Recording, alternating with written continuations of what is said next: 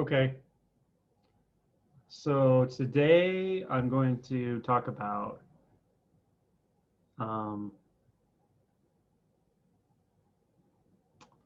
no self-realization. Um, I don't talk about it directly very often, I don't think, although I point to it all the time.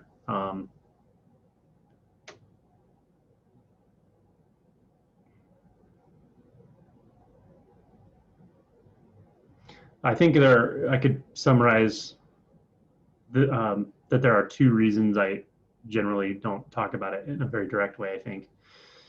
One is that it can be really triggering for people. Um, from the point of view of the seeking ego, the seeking sense of self, that whose identity is structured in always seeking a better state, a perfected state, an ideal state, a state where I'm finally okay. The structure of ego, you could say, is that. So to tell that structure that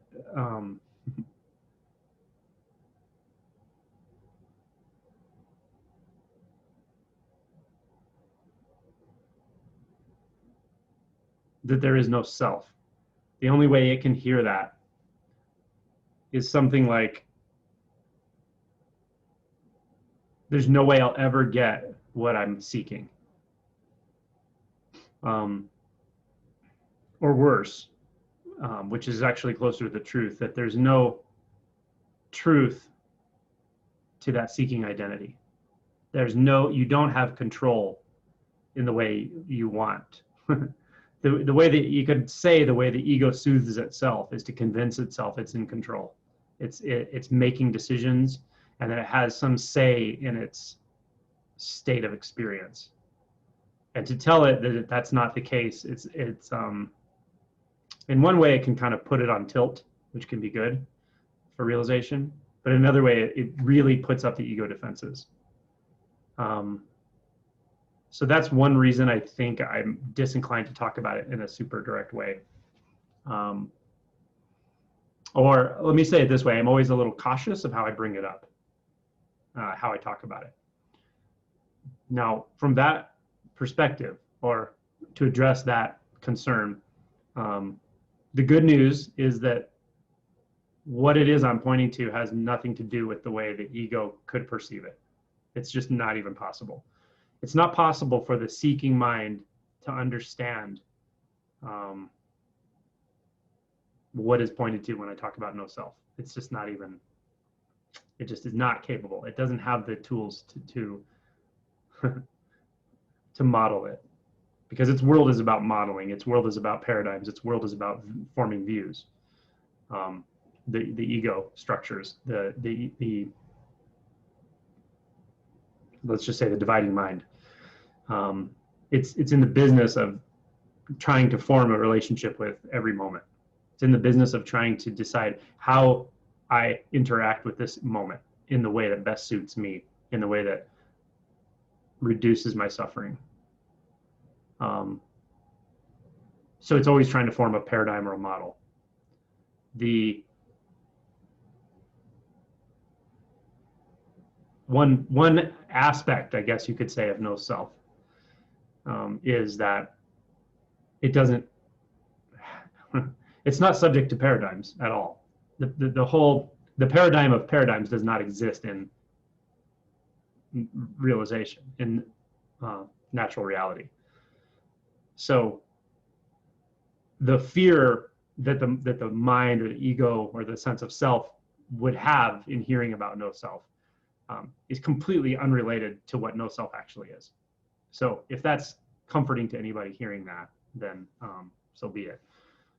But I'm not trying to take something away from the ego. I'm not playing the ego game in any way at all when I'm talking about no self. I'm not talking about those paradigms and those structures. You could almost say it's something completely outside of that or different altogether.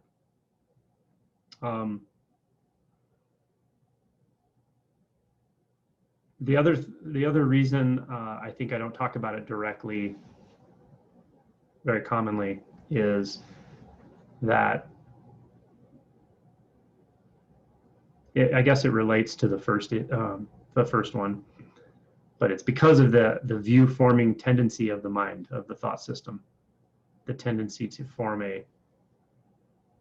to recognize a pattern and to try to utilize that pattern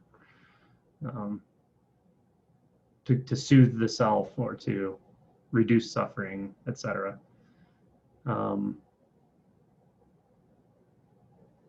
Will, without question, will hear what I'm going to say, what I'm pointing to, and it will make a model of it. But what I'm pointing to is not a model.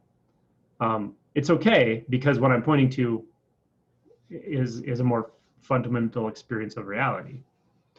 So it does hear that message, let's say, it receives that message. Something that's not the ego also receives the message, but the ego is going to receive it. The mind is going to make a map of it.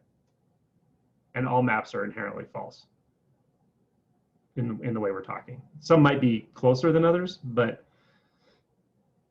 when it comes to thoroughgoing realization, there has to be a letting go of all maps at some point, of course. So yeah, the other hesitation would be that I know as I describe anything, it's going to be, there's going to be a side effect, and that side effect is that a mind is going to receive it and make a model of it. Even this mind, importantly, it's that the mind does that the ego structures will try to model it and then utilize it for whatever it thinks its own function is not a problem in and of itself. Once identity is disentangled from the mind, from the thought system, then the thought system is just not a problem.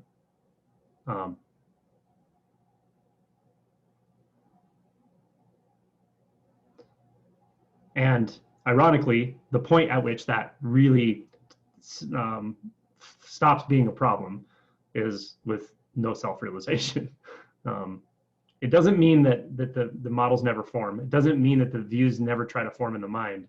It just means that it's seen clearly and definitively that there's no self involved in that happening. There's no identity for which that is occurring at all.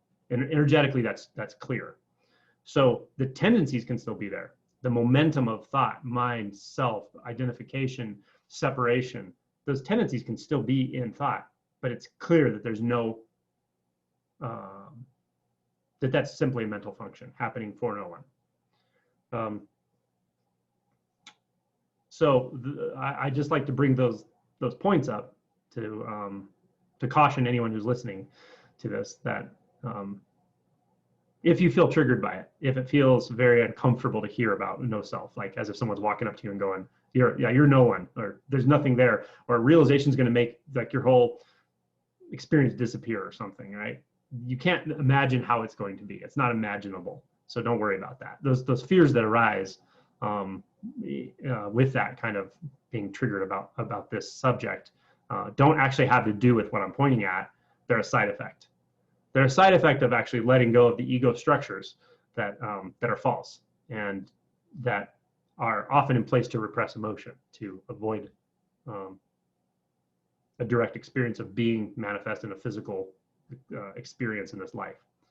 So they're okay and they're a side effect, but just know that what I'm pointing to is not like you can imagine, like anyone can. It's not imaginable.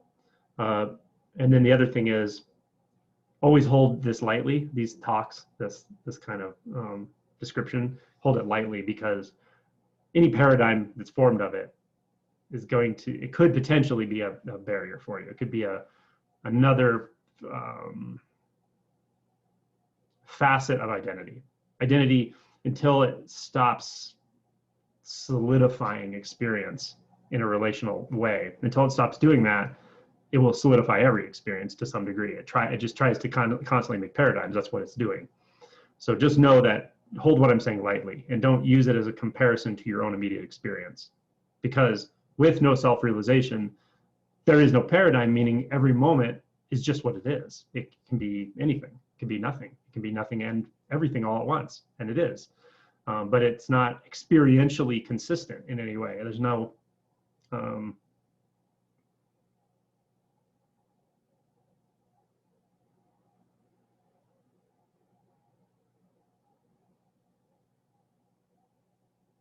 there's nothing you can put your finger on about it. There's nothing you can, there's no resting place with it that defines its nature. It doesn't have a defined nature. That's the beauty of it. That's the freedom of it. So with those 2 points made, I'm going to expand a little bit on the second point as by way of introducing the subject more directly. That is, when I talk about this, I know that the only way I can talk about it or communicate it is by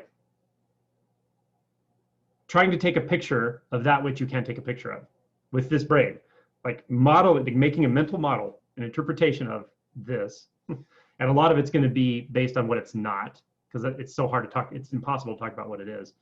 And then I'm going to make a mental model, and then I'm going to verbalize it in my own screwed up way, like, you know, the challenges of communication. And then you're going to catch it and make a mental model of it. Now, that's going to happen no matter what. It always happens. That's how our brains function. So there's a few degrees of separation in that, a few degrees of miscommunication, let's say, that are just inherent to talking about this. So what that is a stronger caution to never compare your own immediate experience to anyone's description, no matter how clear it seems. Anyone, no matter how clear or enlightened they seem or realized, or how good the description sounds, or how great it makes you feel the first time you hear it, or how much clarity it causes, you have to let go of it. Never compare that to your own immediate experience, because your own immediate experience is the right experience, let's say. So so with all that said, no self-realization is not a stage. It's not something that, it's not experienced as a stage. It's just not. It's not experienced as an event. It's not an event. It's not in time. There's no time that's associated with this. It's not. You could say it's eternal in nature. Eternal meaning not in time, right? It's not a long time. Eternity doesn't mean a long time. By definition, it means not subject to the confines of time at all. So this that I'm talking about, I'm not talking about a stage, really. I'm not talking about an event. When it's experienced, and that's a dirty word here because it's no experience, but when it's experienced, it's clear that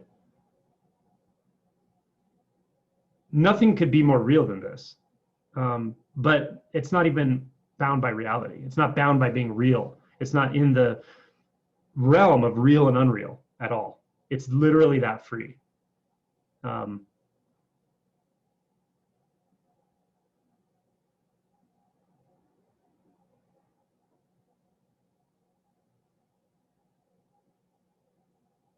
It's also not a thing. It sounds like I'm talking about a thing, right? I'm talking about a state of being, a state of affairs, an ultimate reality even, but I'm not talking about any of that stuff at all. Those are all still of the mind. They may be subtler and more nuanced mental processes to try to apprehend something that's not apprehendable, but it's also not those. It's not a universal experience. It's not a universal consciousness. It's not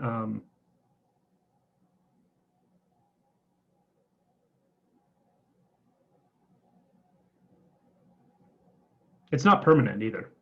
It's beyond permanence and impermanence, truly. You know, if I were to say there's endless flux, endless change and fluctuation, that's true. And if I would say nothing ever moved, nothing ever could move, nothing ever has moved, and nothing ever will move, that's true. This easily accommodates those seeming divergent realities, easily, effortlessly, not a problem. What's notably not here, I would say, is solidity.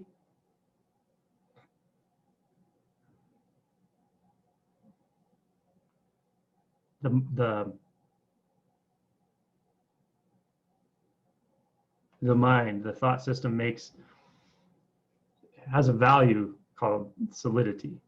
And it's very fundamental to the way we experience our moment-to-moment reality, our internal reality, which also seems like our external reality. But the way we experience it is like we sort of count on a certain type of solidity.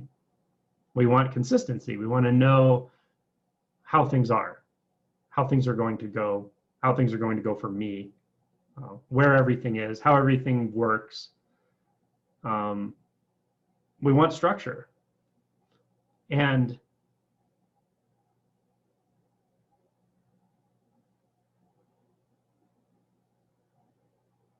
in the way we model the world, in the way we model our life in a practical way, to have no structure feels uncomfortable. It's sort of maladaptive, let's say, okay?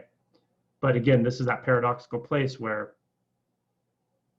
that's completely accommodated. That's simply and easily accommodated. The fact that, yeah, if your life is unstructured, you don't know where your next meal's coming from, and et cetera, yeah, that's stressful. Of course it is to the body mind. And yet, when you can completely relax into how everything is flowing, whether you're homeless or you have a home, whether you are hungry or well-fed, whether you are feeling an intense emotion or feeling no emotion at all, that's the way to actually be able to fully and completely dive into that is to live in connection with this truth that there is no way that things absolutely are.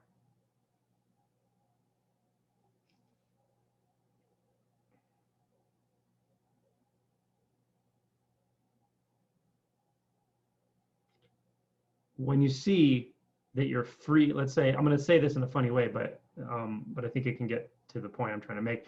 When you see that you're completely free of any need to be any certain way at all, masculine, feminine, awake, asleep, stressed, not stressed, relaxed, not relaxed, healthy, unhealthy, when you see that you're completely free of all that, absolutely, completely, always intrinsically free of all of that, then you can easily accommodate any of it, any sensation, any experience, any emotional state, any life circumstance is like, it's like fun, maybe. It's like, it's enjoyable and satisfying in a odd way. Odd meaning not in the way we would think we want satisfaction. It's not about that. It's just about an inherent trust and strangely a gratitude that comes out of it, grows out of that, a certain kind of gratitude, an enjoyment, a fascination in the most subtle. And the most subtle is the most gross.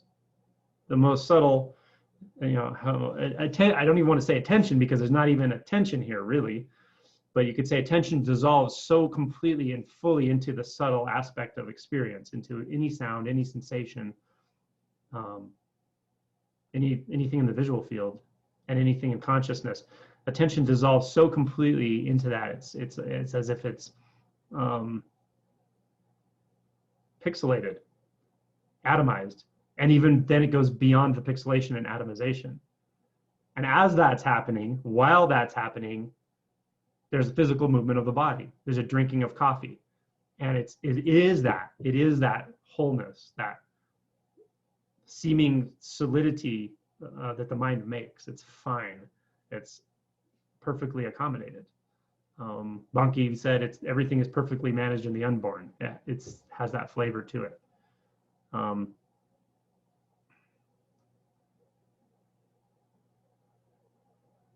So you could almost say there's an inquiry that never stops, but it's not an active inquiry. It's a natural inquiry intrinsic to the realization itself that is always curious about this existence itself. You could say your true nature is so potent that it can just imagine reality into being easily, and it can imagine it out of being, apparently. Someone sent me a link. I've seen this before a few times, a link to this description of how we could actually be living in a simulation, and it describes like the event horizon of black holes, and somehow describes it that way with that model. It's actually really fascinating. But you can get that, you can see that, because there are so many layers of reality interlaced, interpenetrated, and disintegrating as the integration, the completion of integration is already done, already there. They're one and the same.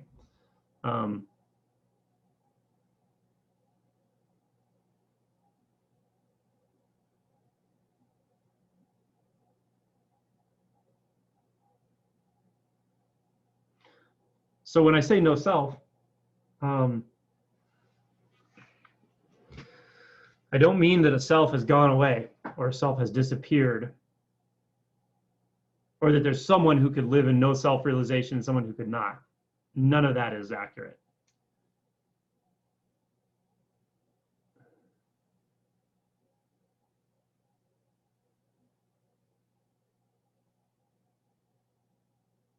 I also should say, when I say no self, I should almost simultaneously say no self apart.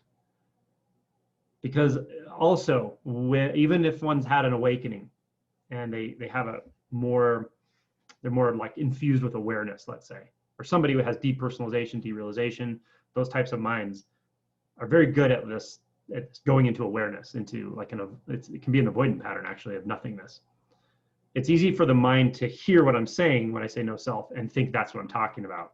But that's not what I'm talking about. I'm not talking about some vast field of nothingness where there's no sense of self, no sense of anything.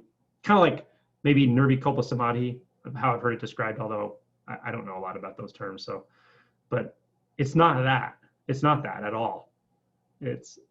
You could say that is part of it, but the other part that absolutely has to be there for Anatta, it has to be the case, because it is the case, that there's also this radical intimacy.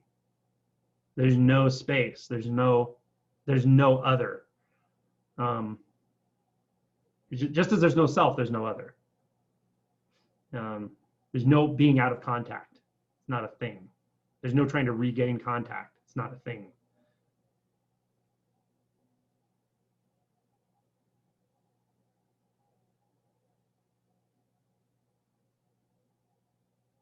Dimensionality is itself a mental model. The sense of here, there, near, far. In radical intimacy, it's just not there. You don't have to gauge distance anymore from life. You don't have to gauge. That's just not a thing that happens.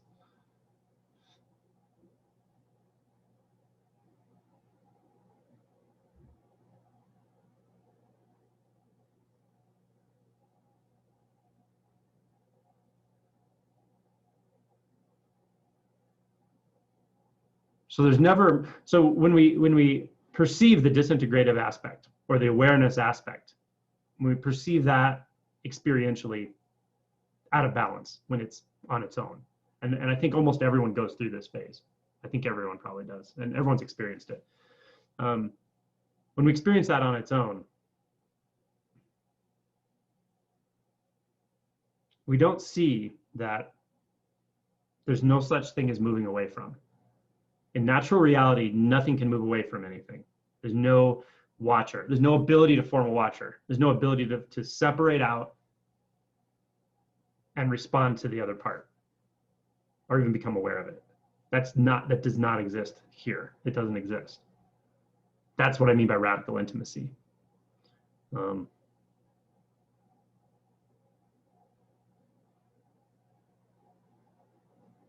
Everything, every single quanta of experience, zero distance experience, is seamless with all of the phenomenon.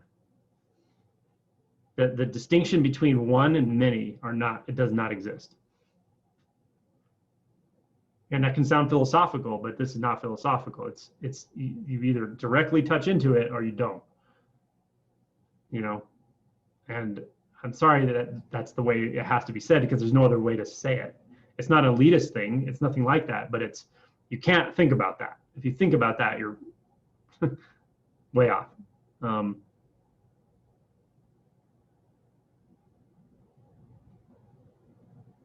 So when people finally touch into this, when I'm working with somebody and they start to realize this in direct experience, this naturally integrated aspect, they'll often say something like, I can feel every single atom in my hand. I'm aware of every single one of them. And they're amazed by it, but they're also not surprised by it. You're not jumping over the moon about it. It's just like, oh my God, of course. It's always been this way. That's what that is. That's what they're recognizing. Or the infinite importance of a seeming mundane object that you've walked past 100,000 times in your life. A doorknob, a stick, the sidewalk, your hand running through your hair in the shower. We've all done it. We all think we've felt those things. We all think we've actually experienced those things. But have you? Because the first time you do, we have a very different kind of conversation about it.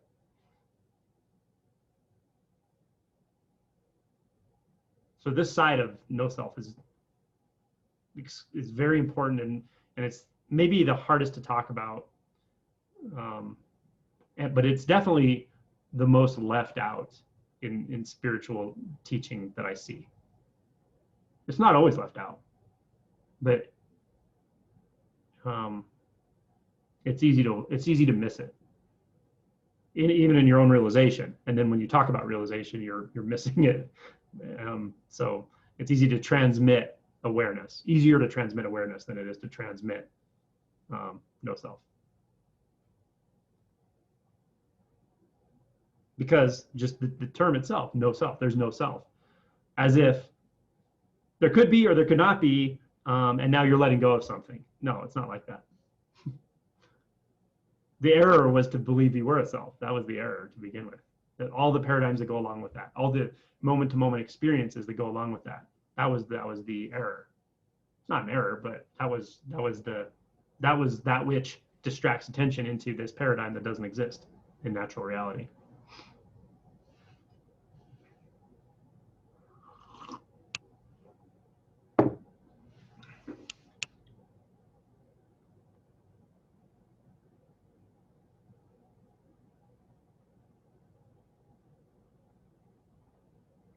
I was recording a video with Ishwar the other day, and I started talking about how realization kind of occurred for me, or whatever, the moment of awakening. It was years ago, but it clearly had two phases, I guess you could say. But it took me so long to sort that out, because maybe because of the subtlety of it, but also just because of the way the mind continues to make paradigms and thoughts and beliefs about an event like that. Over time, it became clear. But I remember the first night, it was very obvious. It was pure consciousness. You could say pure sense of I, pure sense of thinking without a thinker. I'm sorry, thinking without an object, pure knowing without an object, and it was clearly unbound. Before that, I had always thought I was a thought, and the world was a thought, and I was trying to manage the world, meaning my life, with other thoughts. How do I think about myself to make life feel better? And this whole management thing, and it was very fragmented, fractured. I didn't know it was doing that, but I knew I was uncomfortable for sure. I knew it. I knew I was suffering.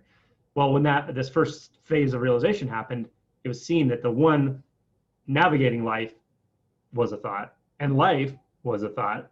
Anything you could even pick out of life was a thought. Other people, problems, relationships, sadness, happiness, joy, all of it was all thoughts. And it just suddenly was like, there's just pure thought, pure unbound thought, pure consciousness, pure awakeness, pure reflection, reflecting only reflection, something like that.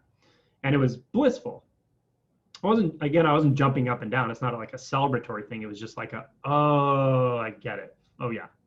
And you kind of remember it. Like you remember somehow when you're a young child of like being in that, just sitting with that. It's like you could call it the bliss of being alive. You could call it just pure being. And I knew it. I experienced it immediately, clearly, and definitively. And I thought, I'll just stay here. I'll go to work and I'll do stuff and whatever I do in life, but I'll always come back here. It's like once you make that discovery, why would you, it's everything else is contingent upon that. Every other way you can think of life has to be contingent upon this, because this is the realness of it all. This is right. So I loved it. I was like, oh, I'll just do that. It was wonderful, and a huge relief came with that. But the next morning, I sat down to meditate, and this thing came back right away. It was like, because it's always here, it was obvious. And then the whole other deal happened, and that's what I'm going to call no self. And to say it was beyond that is not quite right. Although it's something like that. But the quality of it was radically different because it was qualityless. It was far more fundamental to reality, but it wasn't necessarily more fundamental to a human experience of reality. It's beyond the human dimension for sure. And that was completely different. And when I had that first one, the first night, I remember knowing like anyone would want this, right? Because really, if you look at it, what you're doing when you're thinking is you're always seeking. Well, how wonderful it is when you realize all the shit you thought you were seeking and the one that was seeking it are one thing. They're one non-thing. They're just consciousness. All of a sudden, the seeking stops. And to be free of seeking is very nice, very, very nice. And yeah, so I knew like anyone would want this. Like, this is what I think spiritual people are kind of after. They're trying to cultivate or get to or whatever. But the next day with the no self, I remember distinctly noticing like, this isn't necessarily what people want. It's where it goes. It's where this is going to go. But it's not. They wouldn't want it not because it's bad either. It's just that the whole paradigm of wanting, the whole paradigm of seeking, being a seeker, being a person who in a very real way in the world is always trying to survive, avoid pain, move toward pleasure. Those fundamental paradigms, those fundamental movements that are intrinsic to just being a surviving member of an individual of a species. This wasn't even about that. This was beyond that. It was more fundamental. Your true nature doesn't care whether this individual lives or dies, actually, right? It's beyond, way beyond that. So I remember noticing that and being like, oh. And I think with that, there was this knowing of like, I could never talk about this. I could never relate this in a way that, well, I can't relate it, but it would be challenging to even try to relate it without triggering people or without scaring people or, things like that. So I just didn't talk about it.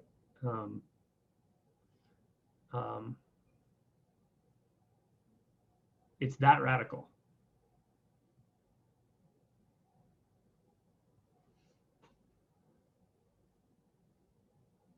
But looking back, even that was a subtle belief that was hidden somewhere. And that belief probably had a little bit to do with a deviation to the disintegrative side. Because the other side is wonderful. The integrated side is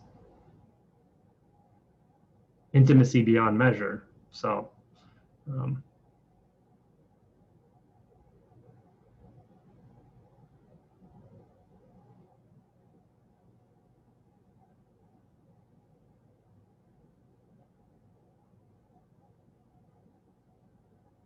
so then how do you do it?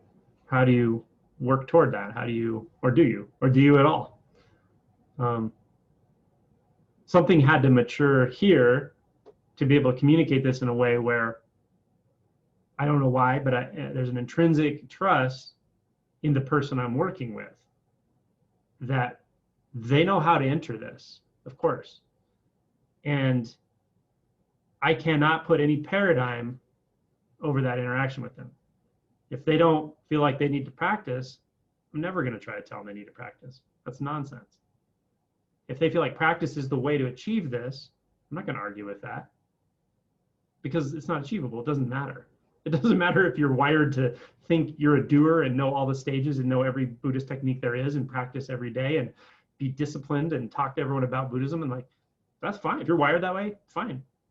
No self is still here either way. It doesn't matter. If you're wired in this extremely feminine way, with feminine energy, where why would I make a paradigm about it? Why would I think about it as a stage or a goal? That doesn't make any sense to me. It's here. I can feel it. It's always been here. Of course, yeah. What's the point of practice? What's the point of knowledge? Knowledge is distance, yeah. So when I talk to someone like that, I get it. Of course, they're exactly right. There's no wrong about it. There's no wrong way. The way the way the individual is made up is fine. It doesn't matter. You can't get it wrong. That's the strangest thing about this. You don't need to find the right approach, because you can't approach this. Tony Parsons says it in a really nice way. He says, your true nature sits on your shoulder and watches you walk around looking for your true nature. That's, these are funny paradigms, but that says something. It's poetic. It says something very true.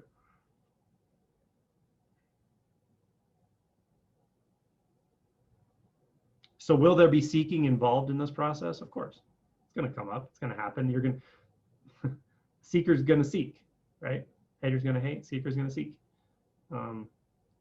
Authenticity. This is why I start with authenticity with people. It's important. Start by not faking yourself out. It's important, Start by not lying to yourself. If you've been reciting the Bodhisattva vows, and you're convinced you want to be a Bodhisattva, but really, you just want to feel better, or you want to just trust yourself enough to communicate with someone of the opposite sex in an authentic, real way and bond with another human being. If that's what you really want, you got to be honest about that, right? Don't fake yourself out. If you just want to not suffer, that's that. Like, right? If you just want to not feel so much damn pain, emotional pain, whatever, confusion, self-doubt. If you just want to not feel, then that's truth. That's what's true of you right there. That's the level of identity you're experiencing. So be honest with that. Start with that. Always. There's such a gentleness to realization. It really is grace. It always meets you where you are. It will always meet you where you are, and will always show you the next step. Maybe a more subtle step or something, but it's always going to show you what needs to be seen when we trust it. If there's a barrier to all of this, it's that we don't trust it. And what we do trust is thoughts. We trust beliefs and paradigms, including spiritual beliefs and paradigms. So always take this stuff with a grain of salt.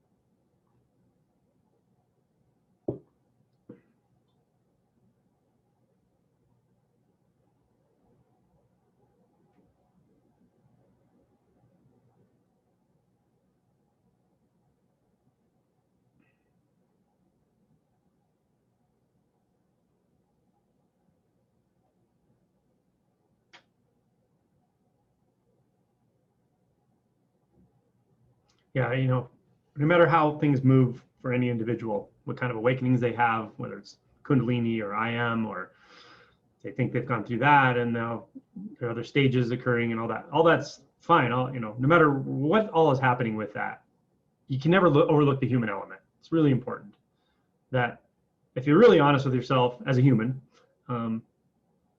largely what you want is to feel okay. you want to feel like you can trust yourself. Like you want to feel like you can trust what comes out of your mouth. You want to feel like you can trust how you interact with people. You want to feel like you can trust completely relaxing when it's time to completely relax. And you want to feel like you can trust moving into a more active experience in life when it's warranted, even if it doesn't mean relaxation or you don't think it means relaxation. But just trust it, just to move spontaneously. That's what we want. I mean, I can't imagine a human that doesn't want that at some level, right? So it's important to be honest about that with ourselves.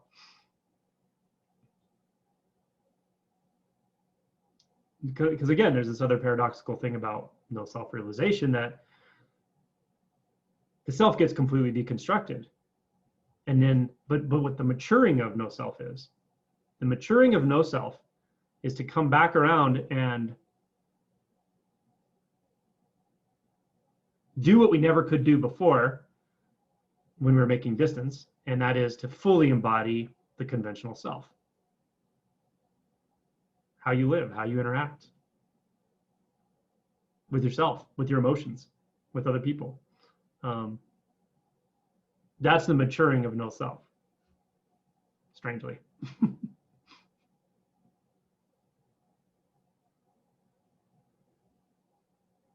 It's, to me, it's like the difference between Tozan's third rank and Tozan's fourth rank, if anyone's Buddhist and like knows that stuff. It's a relaxing into the conventional human self, the conventional aspects of being a person.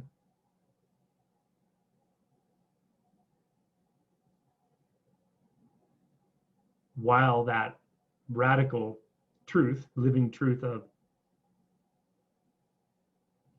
what's what, how this is never missed anymore. It's not, it's always there. It's always here. It's always the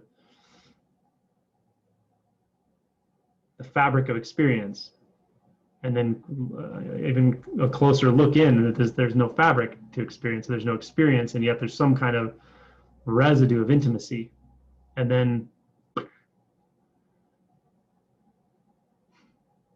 completely indescribable. And at the same time, you're,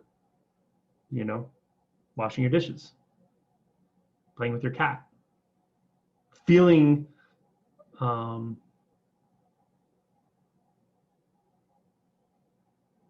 feeling grief when someone is lost, when there's letting go and there's sadness.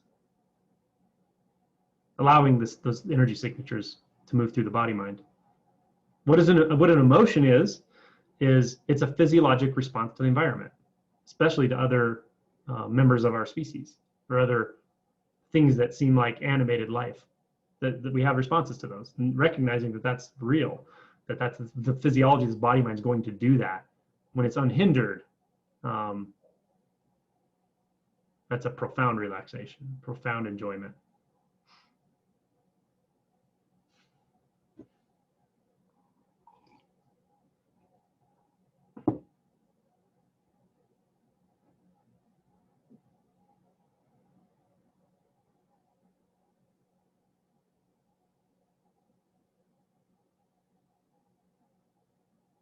And then it becomes about not anything specific, because nothing has to compete for significance, because every moment is infinitely significant. So that means every sound is infinitely significant and every sensation. But we even let go of the need to separate senses. You're not focused on the sense. There's not a need to be focused on sound as such, color and shape as such. It's just a field of interpenetrated zero distance phenomena with no experiencer apart. Perfectly self-relegating, perfectly self-managing, and dissolving all the time. Never really coming into being fully.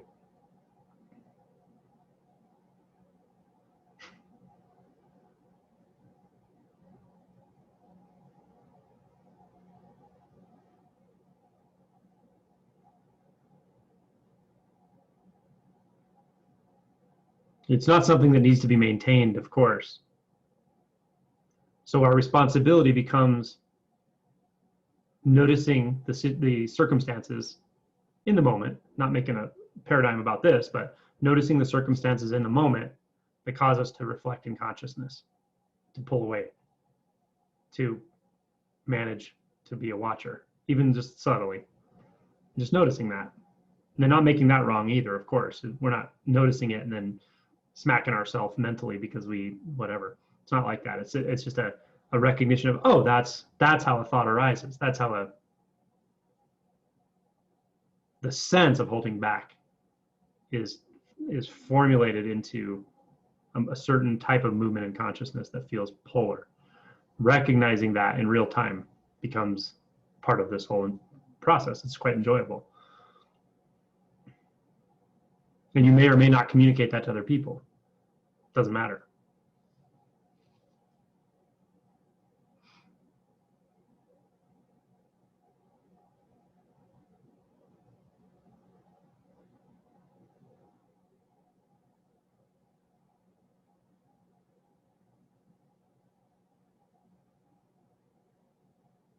There's always that inclination to say that it's wonderful, it's blissful, it's magnificent, but none of the, if I were to describe it that way, none of those descriptors have an opposite.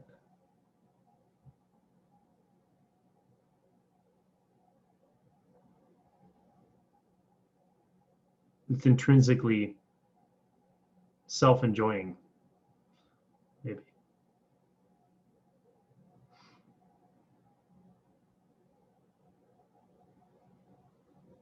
The beauty of it for me is that it's available to everyone. I know that.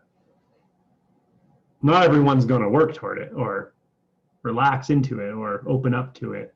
And they don't have to. It's fine. But I know it's available to everyone.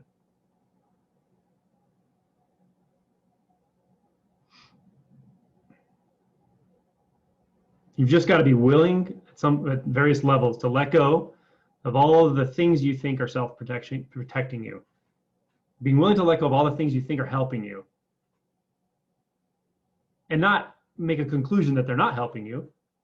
The belief systems, the paradigms, the agendas, but just be willing to let go of the belief long enough to test it, just to see, okay, do I really need that? Do I really need to self-protect in this way and this way and this way?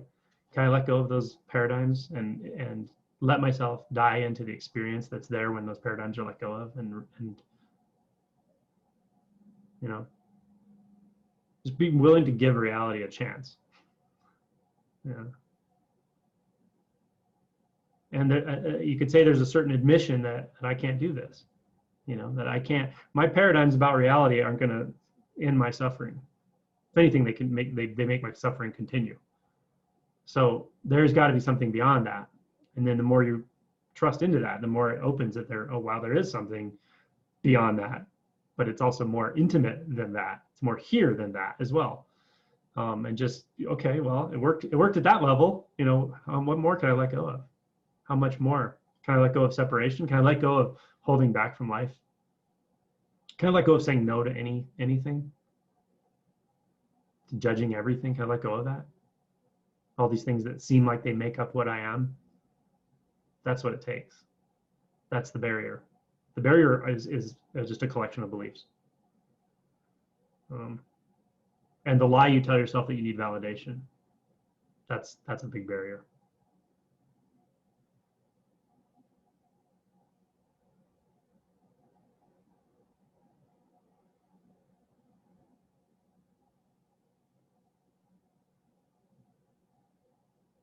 Like I want to fit in, right? I mean, man, that causes so much suffering trying to fit in. Be like everybody else. Be like what we think we should be like, even in spiritual ways, you know. Just let go. You know, just let go of all that. Let the realization, which is not a thing, it's right here. Let this just carry you forward, or carry you inward, or wherever it needs to carry you.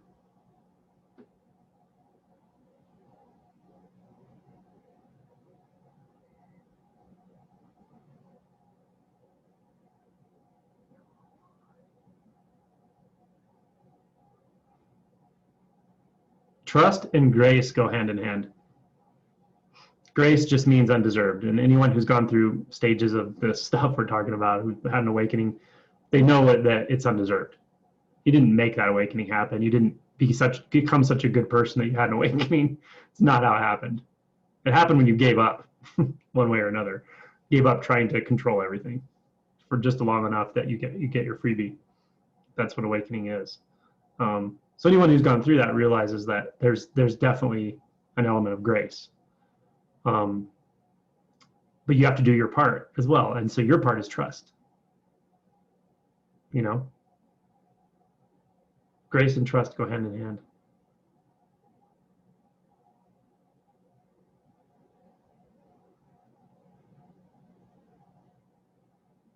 Trust in the sounds and the sensations in the mouth, the face, the hands, wherever the sensations are. Trust. And pressure in the head, contraction, confusion, an emotion, whatever it is, thoughts, consciousness, trust, trust, trust, trust. Just trust that if you're there, that's where you're supposed to be. If attention's there, let it be there. Let it dissolve into that. Again and again and again and again. Wherever it moves is perfectly okay. That kind of trust, you'll be riding the carrier wave of grace.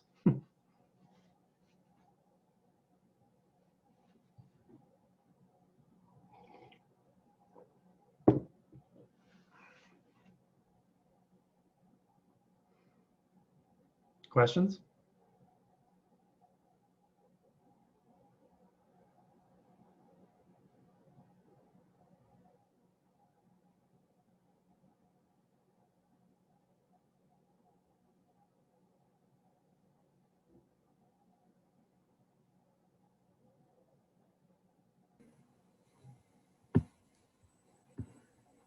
So maybe not a question, but just an entry point to dialogue. The very first thing you said about, oh gosh, I don't even remember how you phrased it. I just know how I interpreted it. But I sort of realized that I was, for some time now, I've been turning everything you say into a paradigm. and I actually wasn't doing that when I started listening to your talks, and then somewhere in there something switched, and it was like a grasp, like I have to grab at this. So yeah, then I was definitely listening in a different way today than I have been. Yeah, I love the way you just said that, because you said, you know, I started listening in forming paradigms, and then you said, well, I wasn't doing that, and that's exactly right. It's we have to see that the mind will do that, because that's authenticity. You have to see it, right? I mean, you can't to pretend it's not happening is just absurdity. And at the same time, feel into where identity gets entangled in that, to where the view forming becomes a sort of pacifier, believing that, oh, okay, I got the right path and I'll get rewarded, or whatever goes into that. Because as I said, like it does happen, like the mind is going to form patterns. It's just, that's what it does. But seeing it is important, that that's what it is, that's just the mind doing that. It's not me. There's no me in that pattern formation. There's just pattern formation. That's what I mean by disentangling identity. And this is subtle work. It becomes, in the way we're talking, you and I, this is subtle work now. And you have to approach it with a certain kind of gentleness of like, don't, you know, we don't want to beat ourselves up over this stuff or make it super wrong, or be like, oh my God, no, I can't make, no, I have to stop making paradigms. And like, that's not what that means either. The mind is going to do that. The mental processes, the thoughts are going to do that. But we just keep seeing like, okay, the thought forms, creates this whole world that looks like, oh, I'm going to move toward this type of process or this realization. And then boom, it's just a bubble. It's like floats off. Oh, that whole world was one thought. Literally, it was one engagement with a thought, and it just disappears. And now there's sound, now there's sensation. That's the weirdness of no self-realization, is like, not that it's not that it's not that no model is formed. It's not that no paradigm is formed. It's that it's seen clearly and definitively that that thought complex is literally not happening to anyone. There's no one or no thing, there's no conglomerating aspect that's holding that into some kind of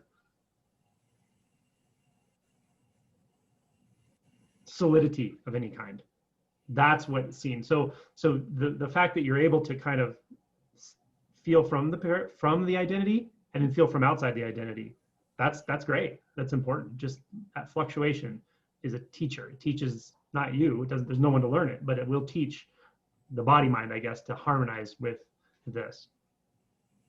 And then the koan, the natural question that arises out of that, out of what you just said, can be, well, what's here right now when I stop making any kind of paradigm about anything? Very simple. Very simple. That's the entry point right here.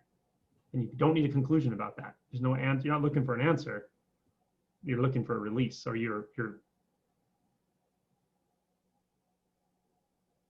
surrendering to the release right now. Oh, okay. Oh, I was making a paradigm about something. I was thinking about it a certain way. Whatever it is, my life, my situation with this certain person, the way I was thinking about realization, whatever it is. Okay, that paradigm was forming in thoughts, which is fine. Thoughts are fine. You don't need to turn off thoughts. So what's here when there's no one holding that paradigm? It's subtle. It's a subtle sort of freedom that arises right there. It's clear. It's already there. When that which holds solidity or seems to create solidity, that thought process, when it's sort of disengaged from, because you see that there's no one that's about, and there's just a lightness. There's a sudden lightness, you could say. And now we just attune to that lightness. We let that be the leader of attention. We let that be the tuning fork of not landing anywhere. Okay, the lightness is interesting because a lot of the dropping the paradigms feels like dropping out of the head and like down into the gut, especially. But then I've noticed if I go deeply into that in the way I've been doing it, there's like almost like a dullness in the head. Like the mind just kind of like, okay, well, if you're not going to use me, I'll just, but that lightness is that the cognitive things can happen still in the head region without them obstructing this other process. And I was kind of missing that, and I was noticing I was getting kind of dull mentally, and it was actually really worrying me. So that lightness, I felt what you were talking about. I was like, oh, I've been missing that. It's like a gentle handling of experience. I'm using poetic terms now because I can't talk about it directly. It's an experiential thing, but it's just like having a very gentle touch with your experience. Like you're investigating, you're trying to look at this directly, but you're not looking at it like as a watcher. It's just a very gentle trust and movement into, oh, you can feel that. It's just that little point where attention gets pulled in a certain way to a paradigm that feels like an identity, feels heavy. And I can feel when it sort of drops out of that. And there's this, it's a release, I guess. It's a lightness. And you can just follow that lightness, or you can let it shine its light of nothing specificness. You'll find it in every sense too. It's already in the senses. Yeah, with you, I would just say, like, again, your clarity's so good. Just learn to have a gentler and gentler hand with it. That's really it. I mean, and this is true of everyone, but what we're talking about is subtle stuff. And when we introduce will into consciousness, it can turn from just a little intention to a lot of movement and resistance pretty quickly. That's just how our minds are. So recognizing what it feels like to introduce will there and just calm it down a little bit. Just the subtleties of experience, and the shift between experience and maybe the experienceless, the subtleties of those fluctuations. Just tune into that more gently. You're doing great. I wanted to say I appreciate you talking about no self specifically, even though you express reticence to do it very much. But for me, it's always, even though in terms of stages or whatever, I'm like nowhere near that. Like it does, like for me, that's always what I just like my ears prick up, and I'm like, this is what I want to orient myself towards. Somehow, just energetically, I feel it.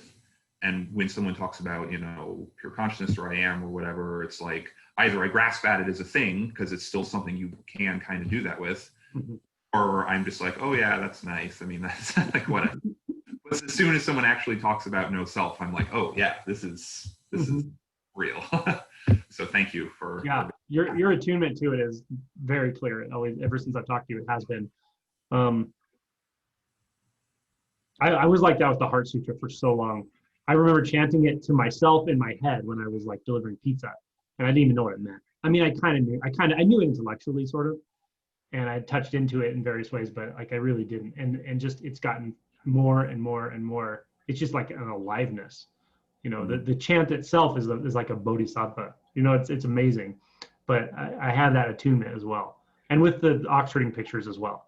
Like I was like, I kind of get it, but I kind of know I really don't get it completely, and I know experientially it's not fully there. Not that it ever will fully be there, I guess, or that it needs to be. But just that subtle attunement and it's a trust. It's really a trust. It's a trust that whatever is completely beyond my ability to comprehend and maybe even experience, but I still trust it. Where that comes from, I don't know, but it's true grace that you have it, that we have it, and it's wonderful. Yeah. Thank you.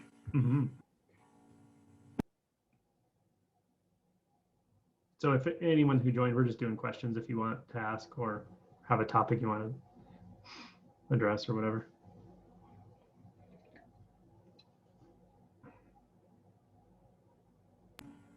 Oh, did the people who just joined, is it because in that your part of the world you've already come out of daylight savings? Oh shoot! Sorry guys. It'll be recorded though. It's next Sunday, so it's recorded.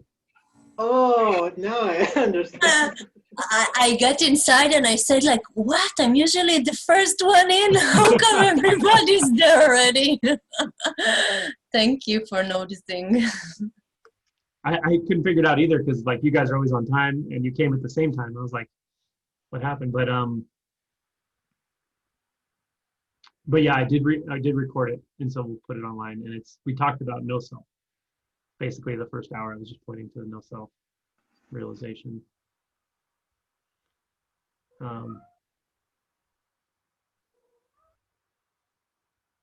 In a sense, I part of me would just want to just keep talking about it. Like I feel like I could talk about it endlessly, but it doesn't need to be talked about, of course.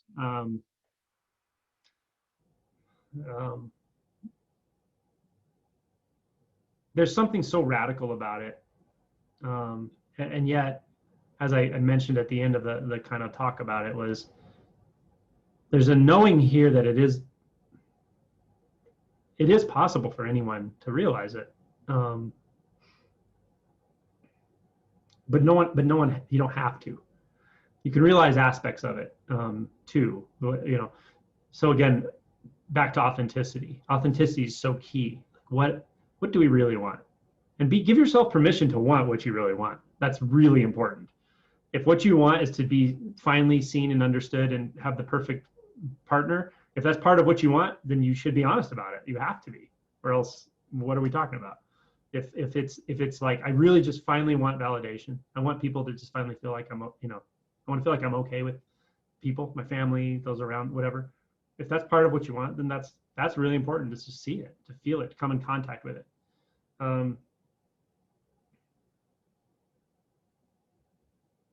If what you want is peace, you just want to finally feel at peace with life, then be honest with yourself about that. If you want to end suffering, you're suffering. If you're like, I don't really care about getting anything. I don't want something really. I mean, sure, I want things, but what I want not to be here is the suffering. That's the very honest entry point, you know. And we're complex beings. We can have multiple competing agendas, and we actually do have multiple competing agendas, and that's fine too. But you should be honest with all aspects of it, whether or not you're oriented toward, you know, deepening realization or whatever, waking up, whatever. Even if your life is not in any way about waking up, the people I've come in contact with that are the most settled, even more settled than many spiritual people, are those who have become radically authentic with emotion mostly. There's some magic. There's definitely magic to that. Just admitting to yourself, and then to maybe a group of people you trust or whatever, that, hey, this is what I'm feeling. You know, this is what I'm scared of. This is the situation that triggers me, and I don't know what to do. So I avoid it and I go into my mind or whatever. So that authenticity is very important.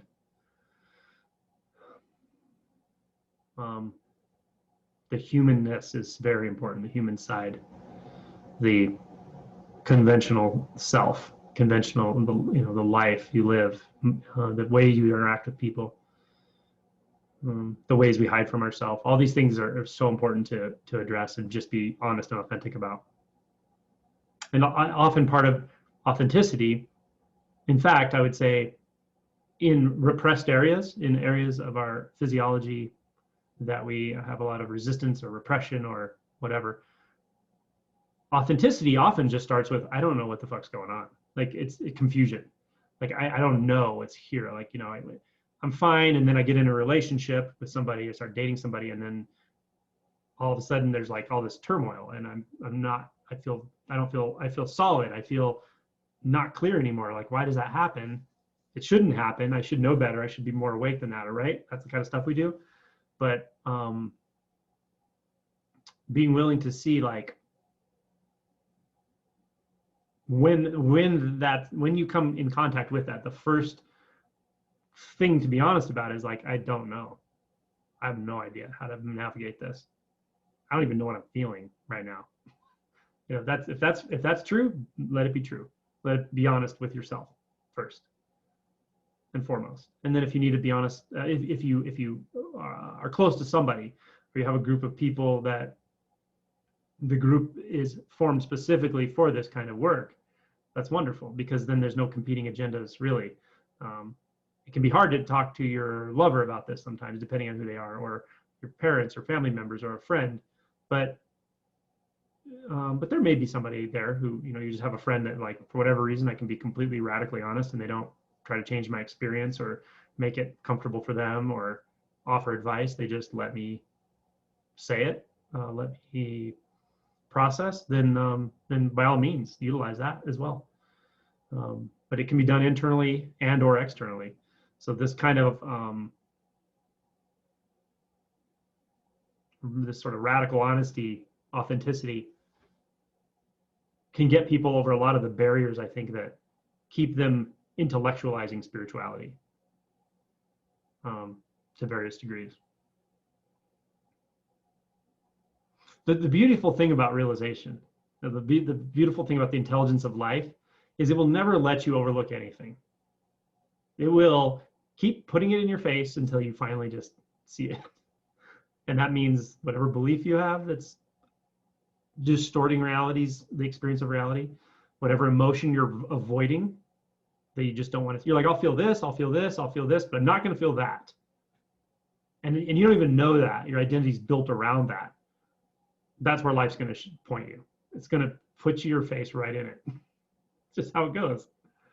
You know, if you're an avoidant person, if you're trying to avoid pain in life and just try to hole up and meditate and not feel anything, life will show you how to feel. It's going to put you in situations where you can't avoid. If you're over-engaged, if you're a workaholic, if you're whatever, you use constantly being busy to avoid your emotion states, life will shut you down. It'll put you in bed. It'll cause an illness. Like, it does this stuff. So intelligent, brilliant. And there's a reason it does that. It's grace.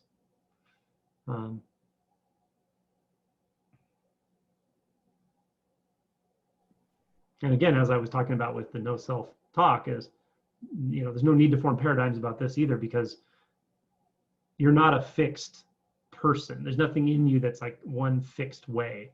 It's just a bunch of competing agendas. And based on conditions, certain agendas will come to the surface, certain roles will come to the surface, and then they'll get, they'll go back into unconsciousness and something else will come. And that's fine that that happens, it's great. But just know that, the lesson of this moment may not be the lesson of the next moment. We're all going to touch into all these different areas at various times. There are going to be times when we want to hide. There's going to be times when we want to just meditate ourselves into oblivion and not feel or whatever. And then there are going to be other times when we kind of avoid that dissolution of self. We try to stay busy or stay too engaged, or almost use relationships to get ourselves entangled and to avoid the deeper letting go. So again, just attune to a deep trust in life, and it will show you what needs to be seen again and again and again and again, until you just start to really feel what it feels like to ride that carrier wave, that frequency, that vibration. And every vibration is a form of that vibration that I'm talking about. That's why I call it like a carrier wave. It's a wave that carries all other waves. So every wave is an entry point. Every emotion, every situation, every set of conditions, every way that consciousness moves. If you have access to pure consciousness, if you know what that is, to sit in pure consciousness, to rest in pure consciousness, or even the sense of I am, the sense of I, the sense of this, unbound consciousness. If you don't know what unbound consciousness is, look at Eckhart Tolle. Just watch him. You don't even have to listen to what he says. Just look at his face. He looks like somebody who's in unbound consciousness all the time. That's what it looks. He looks like what it feels like. But anyway, if you have access to unbound consciousness, this flowing fluidity of pure knowing with no object, then you can really start to feel the waves. You can feel the cadence, because everything's in cycles. Everything cycles, right? All of nature's in cycles. The moon, the sun, the entire galaxy, the whole universe coming into being out of nothingness, and then whatever happens next. But everything's cyclic. Body systems are cyclic. Hormone release in the body that regulates all of the physiologic functions, all are cyclic. Consciousness is cyclic. The default mode network is a circuit. Zoop, zoop, zoop. So in consciousness, you can start to tune into that when, again, you have just a gentle hand. You're not trying to make it into an experience. You're not trying to go, oh, Angelo said this, or someone said that. I'm trying to force my experience into that paradigm. Don't do that. Just back into it. Just relax into it. Just let it show you its own natural cadence. Let that consciousness expand and overtake the sense of a self in consciousness, and overtake the sense of a world out there opposed to the self. Let them just be two phases of the same wave. Just relax into that, and consciousness will show you how to ride that wave. It'll again and again, it'll show you. And so it's kind of like I've said before, like pure consciousness can be sort of the staging ground for deeper stages of realization. And it sort of is. John Tan said when he recognized the pure sound of the bell ringing, ding, he realized, oh my God, that's I am. But it's not I am, it's ding. Okay, so, and he's someone who I think probably spent many, many years in serious practice sitting in consciousness a lot, sitting in I am a lot.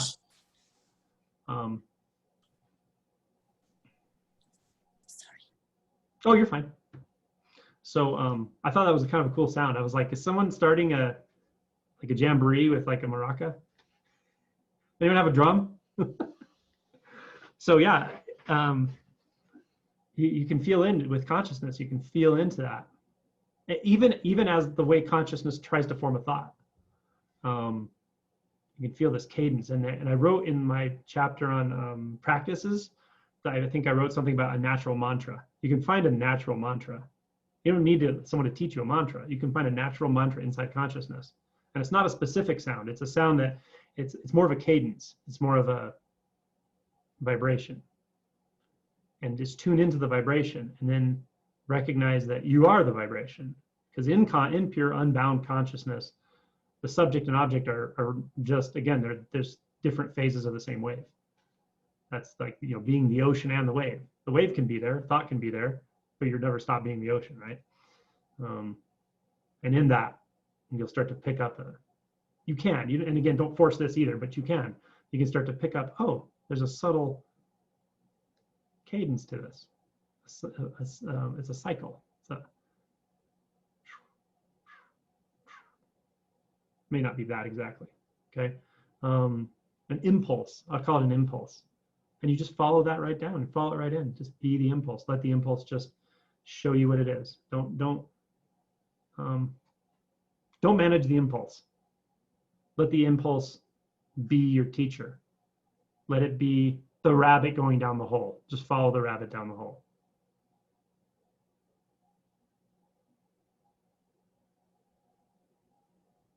I think that's kind of what happened with me from the shift from pure consciousness into what I was describing earlier, no self-realization. I just followed it down the rabbit hole until not only was I gone, everything was gone. But gone isn't the right word either, because it wasn't like it disappeared into blackness. It wasn't even that. So yeah, I guess the point of this second half of the talk is, regardless of how no self sounds to you, what I was describing, or failing to describe, you don't really need to make it a goal, because it's already the case. It's more about attuning to authenticity, simple human authenticity, and then opening yourself to the impulses of the moment, of the body mind, of the physiology, of nature, of the seasons. We're going into winter now, which is a wonderful season. See, winter to me represents like sesshin in Zen. It represents, oh, I love your daughter's name, by the way, Winter. I've always thought that was the coolest name. But it represents going inside. It represents the time when, the leaves fall off the trees, everything goes dormant, or a lot of things go dormant. Everything goes back to the root. Like right now, I had roses growing this summer, and they're all blooming beautiful. But now I have to go cover the roots with mulch so that the roots don't die when they want them to freeze, because all the energy goes down into the roots now, and that's our time to go into the root, literally, but also figuratively.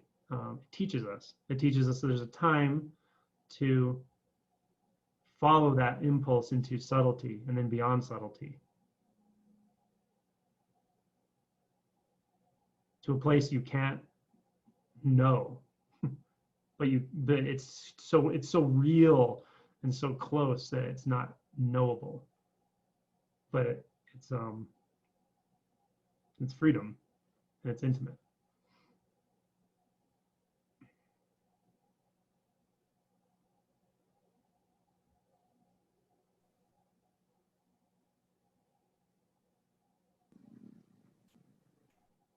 And so yeah, when we're, I guess, practiced in this, or comfortable with this in consciousness, with this natural vibration, then with just a modicum of curiosity, of innocent curiosity, we can just attune to it in sound as well. Follow that same subtle attunement into the sound, or let sound just present it. And sensation, the root of any emotion, right? Sensation in the body, or just pure sensation with no emotion, doesn't matter. Follow it right into that as well, to where there's no outside, no inside. It's not small, it's not large.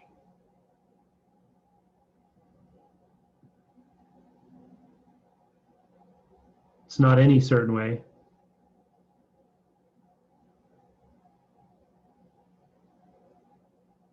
It's always fluxing, always changing.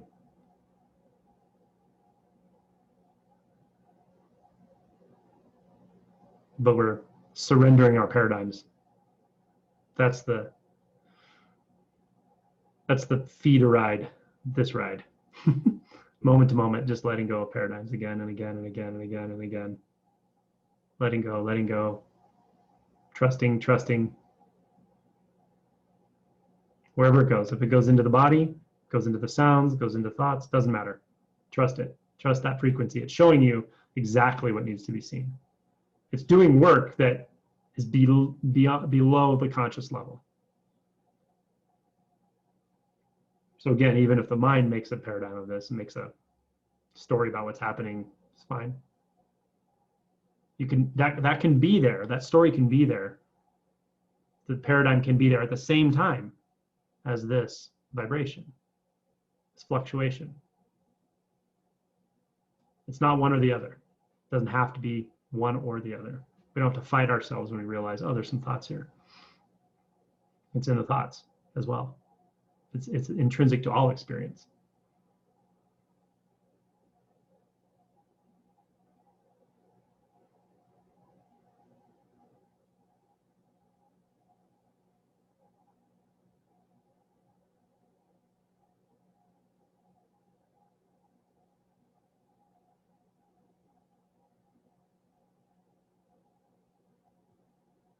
Any other questions? I have a question, but it's what you're talking about, but I find myself on the other end, and I notice it in my youngest daughter, because I feel like her and I have always been very authentic, especially when talking, right? And so I found myself like lately, I talked last week about communication, where like you say things and so then I'm trying to like think now more about what I say and how, because other people, you know, take the way you communicate, and then you realize that what you said might have hurt somebody, and that was never your intention. You were just like communicating authentically as yourself, right? And sometimes it comes backwards, and she did it to me last week on Sunday specifically. She was kind of being herself, and then I was like, you know, you're kind of being mean, and one day I'm gonna die and you're gonna wish you weren't. She goes, we're not that close anyway. And in my mind, it made me cry, and I went and I cried to myself, and then I was like, but I mean, if that's how she feels, that's how she feels, right? Like I can't, like I did speak to, you know, like Violet about it, and I'm like, I don't want to force her to not speak how she feels, but also that was hurtful, right? But then I kind of had a similar situation with my sister where she said she wanted to adopt kids, and I was like, you should probably stop drinking first and not fight with your boyfriend physically before you do that, because you don't want to do that to your kids, telling you from firsthand experience, having to have escaped an abusive relationship, right? So, and I see now what I have to undo for my kids. And I didn't think that was hurtful, right? I was just like being authentic.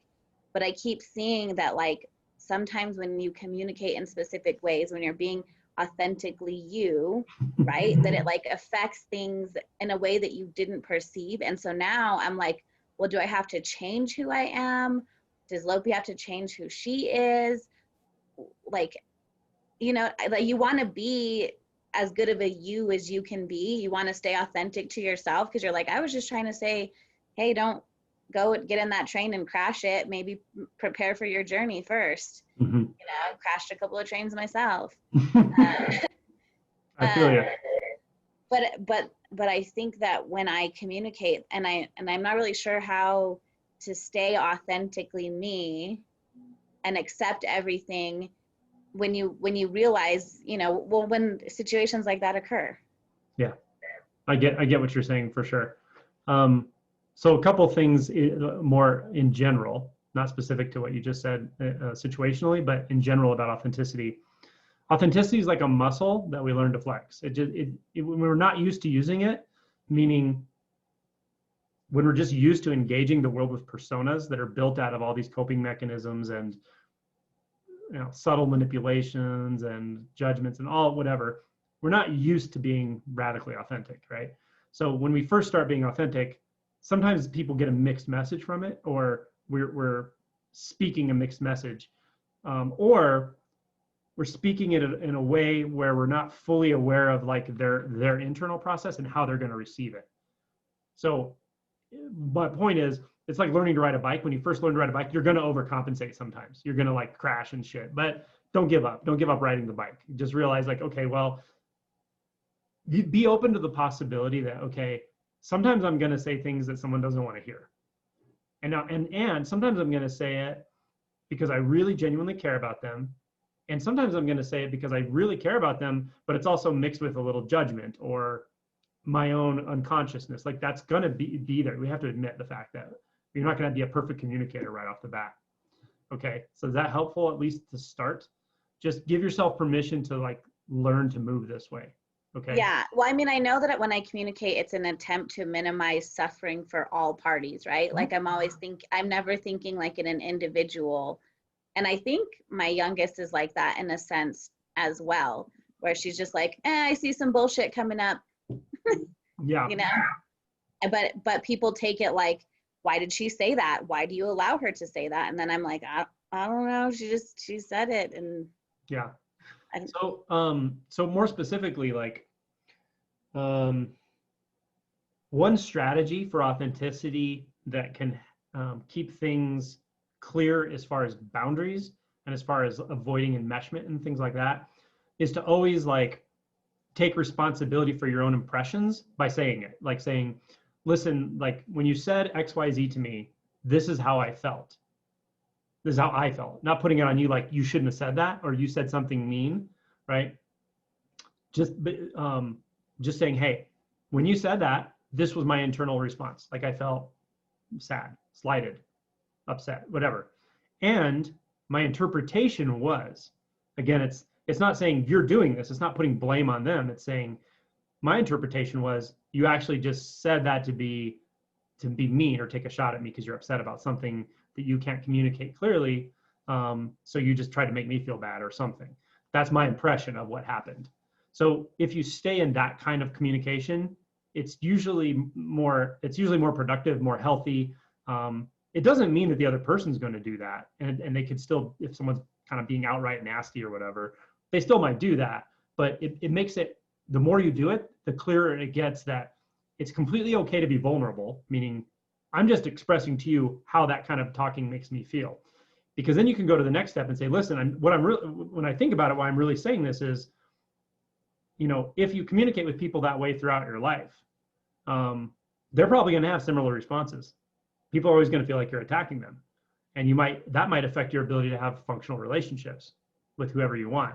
So when you take it on yourself, when you take responsibility for your own emotions and your own reactions, you start to see more objectively. And then you can communicate to them from in a truly compassionate way and saying, listen, you know, it depends on the situation, of course. If it's your daughter, sometimes you just have to lay down rules about how to talk to people in the house. You can't be a, you know, whatever, belligerent person to your parents or something. But if it's a friend or whatever, you could just say, hey, listen, like when you talk to me harshly in that way, or my perception is you're being harsh and unkind, it makes me not want to be around you, right? What if I'm the person that's coming off harsh and I don't know it, and now I don't know when to shut up, or like I'm like, okay, you want to identify as a pony? That's great. You're the most beautiful pony in the whole world. But like authentically, I'd be like, you're not a pony, you know? And now I'm like, I don't know when, you know, I'm not saying like, you know, something that's like absurd, right? Like you're clearly not a dog, you're a human, but also then I have to be like, oh, well, it's okay that you think you're a dog. Like I support that you're a dog, but like there's a part of my intellectual brain that's the thing, the intellectual side of me that goes, huh?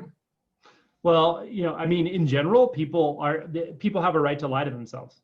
It's not my job to like untangle somebody's identity issues. If they ask me, I'll tell them directly, but I'm not going to go out of my way to, because you know why? Because I don't really care. Like I care about people, but I don't care to argue with somebody who wants to defend their own right to suffer. Right. That's their business. It's truly their business. And for me, it only comes up with people I'm closest to, because those are the people where I'm like, wait, what? Yeah. Everyone else, I'm like, oh, whatever. My neighbor wants to run around in his underwear mowing the front lawn. Let him do it. Like, have fun, you know? Yeah. So specifically, I was going to comment, like you mentioned your sister and like having children and stuff, like that's obviously a complicated situation. Clearly, you're not going to find some simple right answer of what to communicate to her to make it all better, like, right? Clearly. Right. Because now I'm all, oh shit, I'm not supportive. I'm sorry. But Adopt them all. Adopt them all. Take mine. Well, so watch the tendency to like split. Splitting is like it's either all or nothing, right? Yeah. That's not how people are. People are nuanced. People have subtle tendencies that are here, and then maybe more intense tendencies when they're triggered or whatever. But the black and white thinking is usually about you, not about them, if that makes sense. That cute dog. But I will say, like, just be aware, like, in being authentic with somebody. If somebody has addiction, it's not as simple as just going, oh yeah, you have an addiction, don't have kids. I mean, to think that she could process that in the way you might see it is not, you're not thinking in terms of her, to be honest. Like that would be a very complex, long discussion to have with someone, and you'd have to approach it very gently, and very much understanding her worldview, because addiction by nature defends itself. The addiction's like something that takes you over, and it has very powerful built-in defense mechanisms. So to just be like, oh, you shouldn't have kids because you're addicted to alcohol and you fight all the time. I mean, she's not gonna be able to hear that. You know the word gently, I feel like that's something I need to work on, because people think that because I'm not gentle, I'm not kind. Yeah. But I am kind. I'm just abrasive. Mm-hmm. Yeah, I mean, in general, people don't like someone else telling them how they should live their life, right? And isn't that normal? Like that's a human thing. Like people don't want unsolicited advice, generally speaking. But if they ask, then you have a right to tell them. But again, if someone has like addiction issues, like major stuff like that going on, you should just know that's going to be a tricky conversation from the outset. It just will. I mean, if you're really concerned, maybe have a family intervention or something, something where you have a counselor that can help work you guys through this stuff. But this is like loaded stuff, Right. And I think for me, I just need to say, do you want my opinion or do you want my support? I like in most scenarios, because I think that's a really important distinction. It's an important distinction because it can be very easy once you have some sense of clarity, like you've had some pre-awakening stuff or awakening or whatever. It can be very easy to look at other people and go, well, if they would just wake up, then I wouldn't suffer from their behaviors. But that's nonsense. That's not the way the world works. You can't decide whether anyone wakes up, right? You can't decide someone's just gonna snap. You can't snap your fingers and make someone see the whole world a different way so that you don't suffer by their effect on you. That is never gonna happen, right? So what I always say generally is focus on yourself. Like put your attention back here and just go, how can I communicate to people in general in a way where I take more responsibility for what I'm feeling and what my perception of what they're doing is, and communicate it literally that way, instead of like, listen, your life is a mess, blah, blah, blah, blah, blah. Well, sure, if someone's an addict, they have profound shame. There's a lot of emotional stuff that's contributing to that. And it's not gonna just suddenly go away because you judge it or something, right? Like you might wish it would just go away, and you might even have some underlying compassion for her and whatever, but it takes a gentle touch to work through this stuff, and you have to have a really good rapport with her if you ever wanted to make a dent. And with that said, it's still really up to her ultimately whether she's going to work through an addiction. I don't know if she has one, but I mean, you mentioned alcohol, so that's just an example. Like this kind of stuff, the person always has to work it out themselves. You can be supportive, but you should be really clear on whether she actually wants that support or not. And always come from your own, this is my experience, this is what I'm feeling, this is my belief about it. I don't know if it's true. I don't know if it's true about you, but this is what I'm experiencing. If you stay in that and you be authentic that way, then authenticity will show you how it grows, how it matures, and then how to really start thinking in terms of other people, even from the point of view of their emotional hurt, from their emotional landscape, their internal worldview. That takes some time to develop authenticity to that degree. But authenticity is always about you, right? So you have to start here. Always look here, always being willing to feel into what's going on with you, seeing your hidden agendas and communicating anything to anyone, right? Yeah, I think for like 6 months, I just need to ask myself any questions before I just listen and be like, oh, you want to say that? Why? Where's that coming from? Exactly. That's exactly right. And sometimes it really is. People who are close to you, you just want them to like snap out of it and wake up so you don't feel the suffering of being around them. But it's just not, it doesn't really work that way. I mean, you can be there for them if they start to wake up and they start asking you or something, but you'll never be able to impose it on them. Ishwar, I think, wants to say something.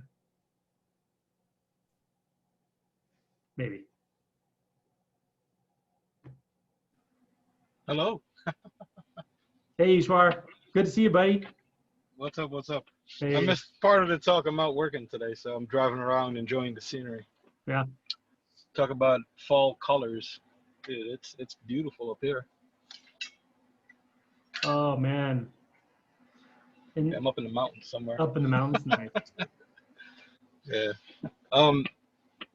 It's fascinating with the stuff with the addiction. And I'm not, in any way trying to say what one should do or should not do. But when it comes to people in addiction or people suffering from that stuff, the first thing that you tend to realize is there isn't anything you can do to help that person.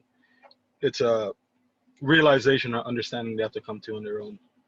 And when that happens for that person, then they take the necessary steps. Going through it myself, I also have a sister that's going through that. And, my parents always wanted me to show her what I did, to kind of overcome this stuff. She's a heavy, heavy, heavy drinker. And I always tell them there isn't anything I can do. She has 2 young kids. The only thing I could have offered her, which is what I did, was to show her that she's not in the capacity to take care of the kids, and if she would allow me to have them for a while she kind of sorts herself out, to give her that space. Whatever she does with that space is up to her. I mean, she can go deeper into it because she doesn't have the kids to worry about, or she can utilize it to do whatever it is that she needs to do for herself, but it's not up to me to determine that. But with the kids themselves, it just seemed like I don't want to say the right thing to do, but you do things in a way which it has less impact and less harm on people. And that's all I could have done for her. She had that time. Whatever she does with it is up to her. And she's asked me, what should I do? I was like, the help is there if you want it. All you have to do is seek it out, and it'll find you. But you can't force it to do it because mom and dad asked you to do it, or because I asked you to do it. You got to do this stuff for yourself. So, it is a delicate situation with that stuff because, there's a lot of stuff you would say to someone in addiction that they can take the wrong way, and it can instill guilt, and guilt is anger towards oneself. And it doesn't make that situation any better because the next means of escape is the next drink or drug, whatever it is they're doing. So, it's unless you personally go through it, you can never really know. And even after you're going through it, you never know. You don't know. So it's like, it's just a level of insight. It's not the things I'm saying right now. It's not being said to demonize anyone, or they shouldn't do this or they shouldn't do that. It's just a way of kind of getting a peek in, without having to go through that stuff. And 99% of the time, the things that we recognize in other people that warrants an emotional reaction within ourselves, it's not that person feeling that. It's us. We're making ourselves feel that. So, with what you said, all attention is directed back to the one that's feeling this stuff, because we're taking it in, we're processing that, whatever that is, and we're having an emotional reaction based on something that we're internalizing. So that process in itself, once it's seen, tends to stop the more you see it. So it's fascinating how it all works, because in order to understand it, you have to take a step back from it. When you take that step back, you're taking a step into like a neutral place where it can be uncomfortable for someone, because we always want to try to fix or have influence over something. It's hard to stay still and not engage. But that's where the most peace is found. because there really isn't anything there. And even if you have those interactions, it's not something to beat yourself up over, because whatever happened cannot be changed. Whatever is unfolding as it's unfolding can only be changed in our idea that it could have happened a different way, negating the fact that it already happened. So it could seem like a cop-out, but when you get to that point of that's your actual perception, and that actually manifests in your awareness, or the way life is unfolding, you kind of ease away from this stuff, because that's just how it is. And the more engaged you get in certain things, especially when it comes to others, it seems as though the more suffering it imposes on you, and that's your active decision to go and engage. So you kind of either laugh at yourself, or you're going to beat yourself up. Either way, it doesn't make much of a difference. So that's all I got to say.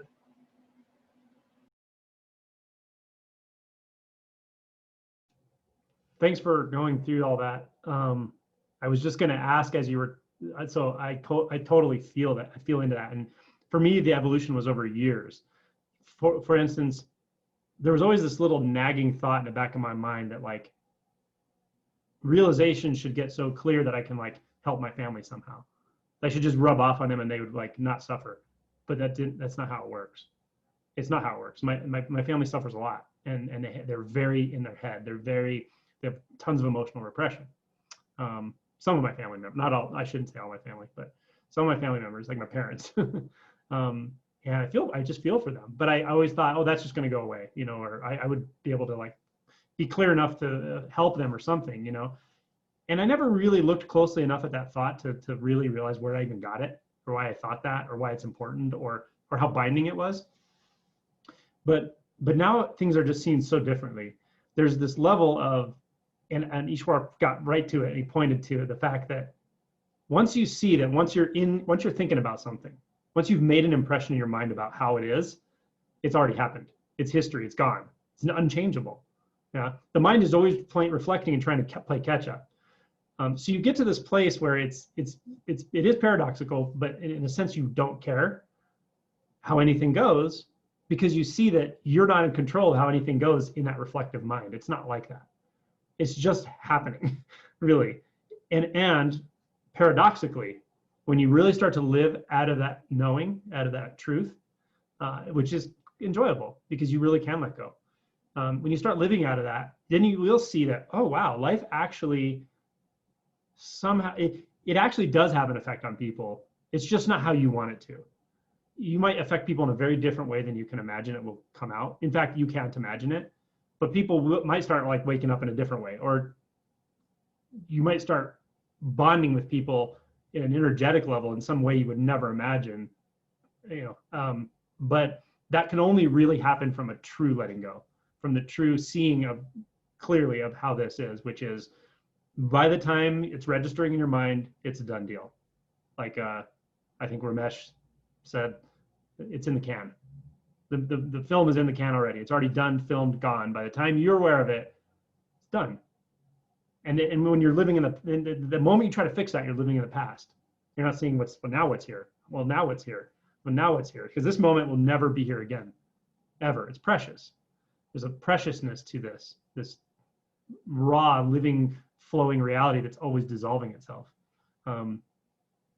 So yeah, what I was going to ask him as he was talking was, how do you let go like that? How do you let go? Because of course you care about your sister. Of course you care about your family. And when someone's going through painful stuff or addiction, of course, all that. How do you let go of that? But then he answered it. You realize it's a reflection. It's already, by the time it's in the mind, it's a done deal. Everything's dynamic. It could change. Everything could change for her. Who knows? Everything could change for you. It could change for me. Life is endlessly mysterious. But when we try to control it, when we think we know how it is, and we bind ourselves into a paradigm and then try to impose it on another person, we're already kind of in la la land. We're not doing what we think we're doing. We're not necessarily acting out of compassion. We're not acting against compassion. We're just living in a bit of a dream, and we kind of share that dream with other people, and then it can turn into kind of a drama or something like that when we over engage in it. So instead, as you said, back away, in a certain sense. Back away meaning that's not my business. How life flows is not my business. It's not. I'm not in the business of trying to manage what's going to happen here in the next minute even. My business is trusting it. My business is sensing, hearing. That's it. Simple job. Changing. Sounds, now it's sensations, whatever. There's a line I remember after awakening, like a couple days after awakening, there was this line from the Bible, and it just kept going through my head, and I was just laughing and crying, and it was, have you suffered so many things in vain? You don't need to suffer. You don't need to make yourself suffer. You don't need to solve suffering. That's all the same game. And you don't have to help anyone else stop suffering. Because if you think you're helping other people stop suffering, you're trying to help yourself stop suffering. And it's all the same game.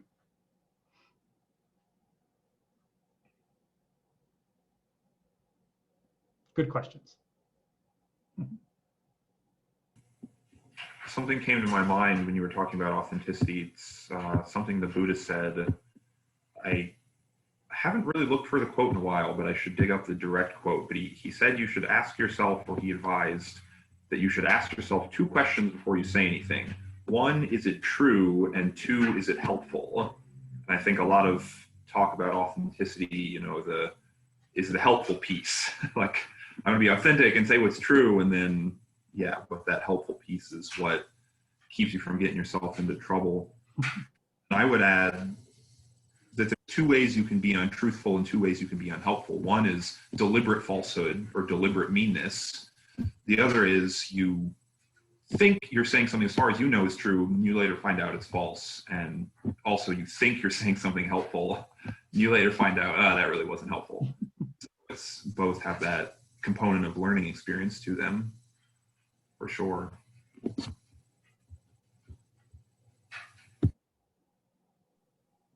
There was another thing. It was also correct sense of timing. Oh, really? I need to look up that quote then, because I forgot that part.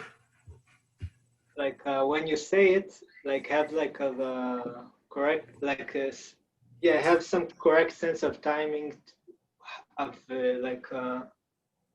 when to say it, something like that. I think that's really intelligent, because of, let's say, transient nature, not because of it, but everything is transient. Something that makes sense to say right now, that is true, let's say true right now, may not be nearly as true in a different set of circumstances, or maybe actually the wrong thing to say, for instance. I'm being heavy-handed with right and wrong there, but I agree with that. There's timing to everything. And so how do you learn the timing? You let go. You let go of the mental idea of how life should be, how my family should be, how my lover should be, how I should be. Let go of all those paradigms. And life will teach you this cadence, the flow. It teaches you in a way that you don't have to know it, learn it, and apply it, but it teaches you to trust it so fully that now there's just life happening, whatever that is. That's it. Nothing more, nothing less, nothing added, nothing subtracted. Not coming, not going.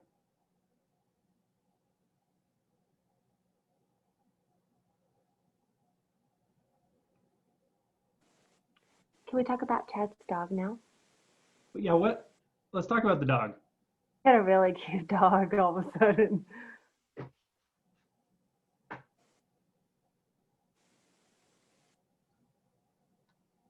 Oh my gosh. What a cutie.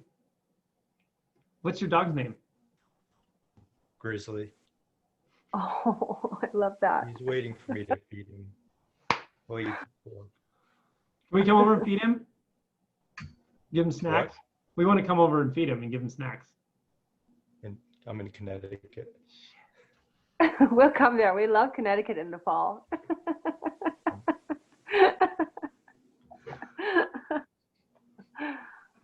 Is he a Scottish dog? Scotty? Or what kind of dog? I don't know what he is. He's Oh, cool. he's a grizzly. He's a grizzly. He's a grizzly boy. So yeah, I love your questions, Stacy. Both questions. It's just, man, when it comes to here's what's strange about this whole deal, this whole thing about realization. When it comes to like the subtleties of human relation, you'd think you'd figure that out earlier in realization, but that's like the really like way down the road kind of stuff.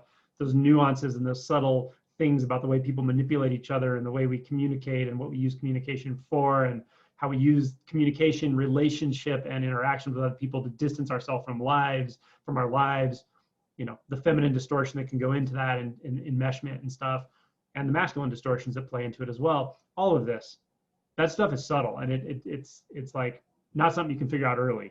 So sometimes it's helpful to just have a bit of a stance about things, you know, early on, and just if you like that, you know, you do your best, of course, especially when it's your kids. You have to manage it on a day-to-day basis. You have to have certain interactions and make boundaries.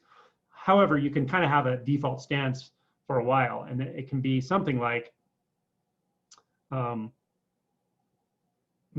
starting with what that person thinks of me, that's their business. It's not my business. It's really important. What anyone thinks of me, including my girlfriend or my parents or anything, it's their business. It's not my job to manipulate what they think about me in any way whatsoever. They have a right to have their own opinion about me. Okay. Also, generally speaking, unless they're your kids or something, what people do is their own business. If they want to mismanage their lives and add tons of stress to their life, that really is their business. I'm not going to make a snarky comment about it like I don't care, pretend I don't care when I really do. That's all inauthentic. Instead, I'm going to remind myself that's their business. Who am I to judge what's right or wrong for someone else to do in their life? Unless it's something that's overtly violent and I need to intervene, like someone's harming a child and I know about it. Of course, I'm going to intervene on that. But otherwise, if someone wants to, you know, drink their life away or make decisions that are just going to amplify their stress, that really is their business. Like I'm not going to judge it. It's got to. They have to have the right to do that. That's just how this is, you know. So having that default for a while can be really helpful. It helps us not get so mentally entangled in other people's lives and the relational drama between us and them, as a default. But just know, I mean, this stuff isn't solved overnight. It takes quite a while, and very often when we're engaging in people and things don't work out well or they don't hear what we thought we intended to say, it's largely our own unconscious material that we're transmitting. Because you can transmit a truthful statement to somebody, you know, that on its surface it's helpful, but you're also transmitting a judgment, and they can feel it, you know. And as Ishwar said, somebody with addiction has a lot of guilt already, and they have a lot of shame already. So if they feel like you're just one more person judging them, you know, it's just not helpful. It's for them, it makes them feel worse, and they're going to get defensive and come back at you or whatever. So for a while, it can be helpful just to have that default, to remind ourselves, it's not my business really what other people think and what they do, really. I have to give them their business, because until I do that, I'm going to be not addressing my own stuff. I'm going to be using my judgments, my engagement with other people to kind of avoid my own stuff at some level or another. That's just what we'll do. The ego is like the ultimate opportunist. It will use any quality you have and co-opt it. If you're compassionate, it will co-opt that. If you're smart, it'll co-opt that. If you're physically attractive, it will co-opt that. To some degree, that's what it does. We build our identity around anything that's magnified in our personality. If we're a victim, it'll build itself around that. It finds all kinds of ways to express. So a lot of times when we really feel the most like ourselves is when we're the most unconscious. As frustrating as that is to hear or know, it's kind of true. Like when we really feel like, no, I really have to make this point to this person. I really have to communicate this, or I really need to take a stance on something. Oftentimes that's when we're the most unconscious, and we don't realize it. Not always, but just throwing that out there. Yeah, I think you're right. And for me, it's just, I always feel it's the rescue thing, which we've talked about. I want to stop suffering, right? So she says, I'm going to introduce kids into this situation. I was like, whoa, we were there once, remember? I hear you. Don't do it. It makes you cringe. It makes you cringe. Here's the thing. Yeah. When I hear that, I cringe. When I hear that, I go, oh my God, the poor kids, this is going to be a disaster. You already know it's going to be a disaster, probably. You don't know for sure, but. Yeah, you don't know for sure. And that's the thing. I don't know for sure. And I should have just said, yeah. Well, that's great. I don't know what I should have said. But here's I the don't know point. what I should have said, but I shouldn't have said what I said. That's the point. You said what you said. It's fine, you know. But the point I wanted to make is I cringe when I hear that, but I also know it's not my job to fix it. Like I know there are tons of people in the world that are terrible parents. Terrible meaning they're causing harm in their children, like emotional harm that those kids are going to grow up and they're even going to perpetuate on others. Like in the relative sense, yeah, there's better and worse parenting for sure. That goes on out there and I know it. But me making that wrong only contributes to the dualistic energy in consciousness. Sometimes it's your job to intervene. Like if you're in child protective services, then it is your job to intervene. You have to. You're supposed to do that. Or again, if it's if it's a family member and they're asking for help specifically, et cetera, yeah, you have to try to navigate that with them. That can be challenging. But I cringe and I feel those emotions and I realize, oh, that's my own physical experience right here. And then attention just goes into those emotions and it dissolves into that. There's nothing out there this is about. I don't experience like there's a sister out there or someone who's going to do this and that. Like attention goes into the emotions and it's there and it's right here. Intimacy. And that's what I need to learn, because I told Violet I got upset. I watched the octopus documentary that you guys watched, and I got really upset when he didn't intervene when the shark was there. I was all, why? You are nature. Because he's all, oh, well, you can't interfere with nature. And I'm all, we are nature. You totally could. Yeah, I did too. I was like, right? what? I was mad at him. I was like, you're an asshole. Me too.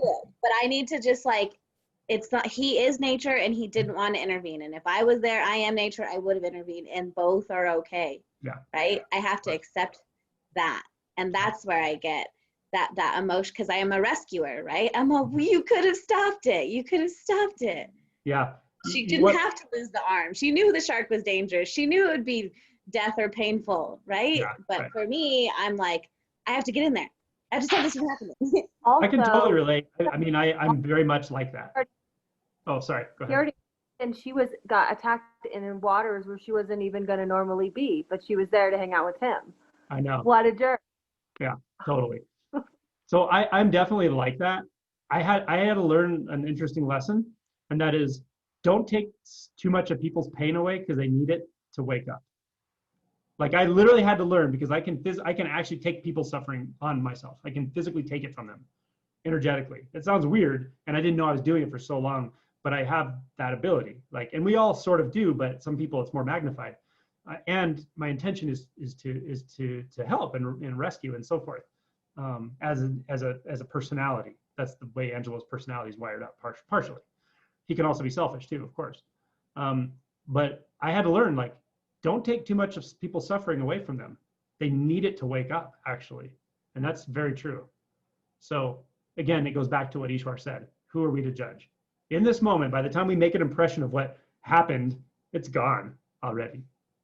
Right. And that's where I need to learn to be there for a while, probably a long while. The lessons are all there for us, which is great. Life keeps showing us, here's the emotion to feel. Like, for instance, what emotion would we feel if we see somebody we care about suffering and we can't do anything about it? What's the emotion?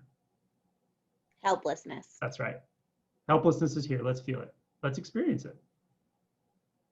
Right now. It's okay. It can be here. That octopus is helpless. And the guy's helpless too.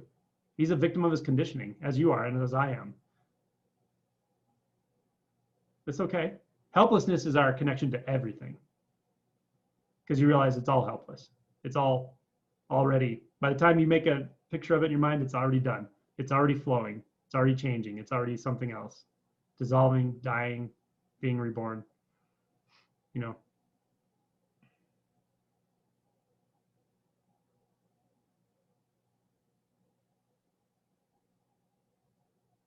Any other questions? That was a good talk. Good discussion today.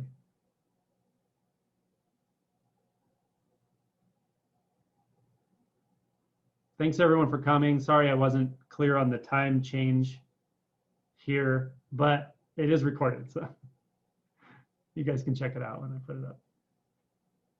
I really Not your business.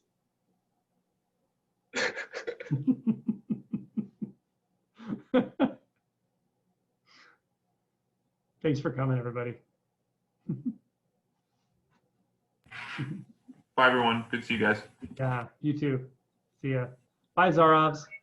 Bye, Sophie. Thank you. See ya. Bye, Eva. Bye. Good night. See you, Chad.